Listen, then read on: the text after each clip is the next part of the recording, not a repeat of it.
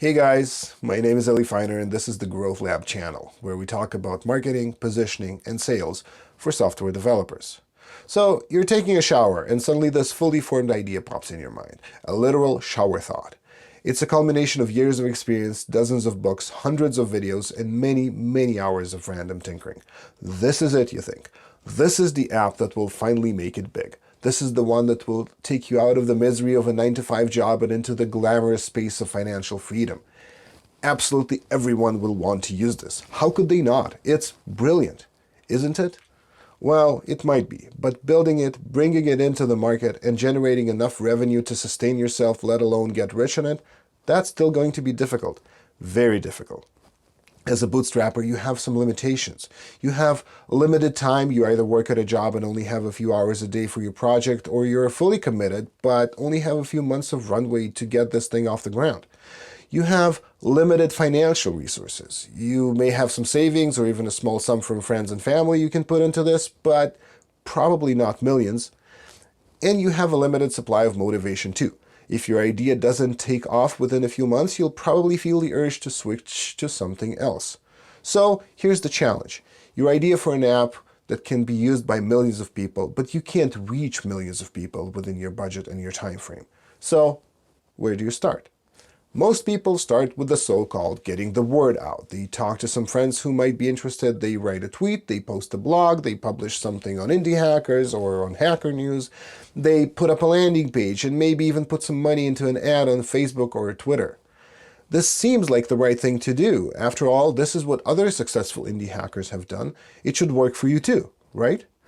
Unfortunately, you're falling prey to survivorship bias. The only people you see online are those who succeeded in a big enough way to become popular, even iconic. You'll never hear about the ones who tried to get the word out but got 3 likes on their tweet. You're never going to hear the stories of people who posted on Indie Hackers and got just 2 replies. And you'll likely never meet the people who built a product, showed it to their friends, and gave up because none of them really got it. To avoid landing in the ditch like so many other well-meaning hackers, you need to niche down, way down. Instead of building a product for millions, build one for thousands, even for hundreds. Instead of building a flexible product that can be anything for anyone, build a specific product that solves a specific problem for a specific kind of person. For example, instead of a no-code landing page generator that can be used for anything, build one that's specific for, let's say, meditation teachers in the Goenka tradition. Instead of a habit tracking app, build an app that tracks push-ups for hardcore fitness fanatics who are already doing 50 push-ups and they want to push it to 200 a day. Instead of another generic messaging app, build one for divorced parents and maybe help them fight a little less. Now, I know that niching down is hard. It means choosing a tiny subset of the entire market you could theoretically go after. It means letting go of all the other potential customers. It feels risky, it feels scary, and it's really hard to make that decision. But it's also what it takes to succeed. I assume you're not in this game to just play it, you're here to make a living. And at the risk of sounding a little bit cliche, your personal and financial freedom is on the line here. Now, not all niches are created equal. A good niche for a bootstrap business should meet at least 3 criteria. 1, it should be easy to find and reach out to people in this niche. Either they hang out on the same online forum, or you can find them with a quick search on Google or LinkedIn.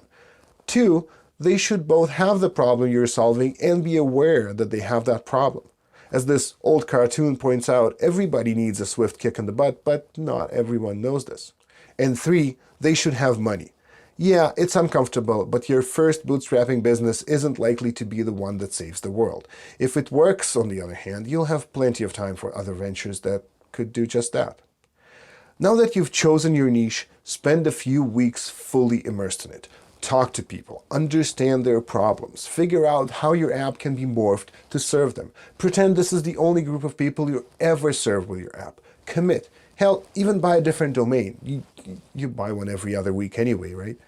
Your commitment to a specific narrow niche will make you intimately familiar with the people in it, their problems, and the words they use to describe those problems. They'll be eager to talk to you because you understand them, and they'll be eager to buy from you because you actually do care. This first niche might not work out. In fact, it's quite likely that it won't work out. Like the first pancake you make in a batch that doesn't come out quite right because the pan isn't hot enough, your first niche will probably be too broadly defined and you won't find that kind of eager desire for your product that you're looking for. But keep going and keep adjusting. Your niche is out there. And if you aren't sure how to do this or feel uneasy doing this by yourself, you can join a Growth Lab cohort. You'll learn how to figure out what niches to target, how to find the right people to talk to, what to say, and how to get them to actually buy your product. You can find more details about this and apply to the next cohort at growthlab.so, and you can also hit me up on Twitter at FinerEli to talk about any of these things. My DMs are always open. That's it. See you next week.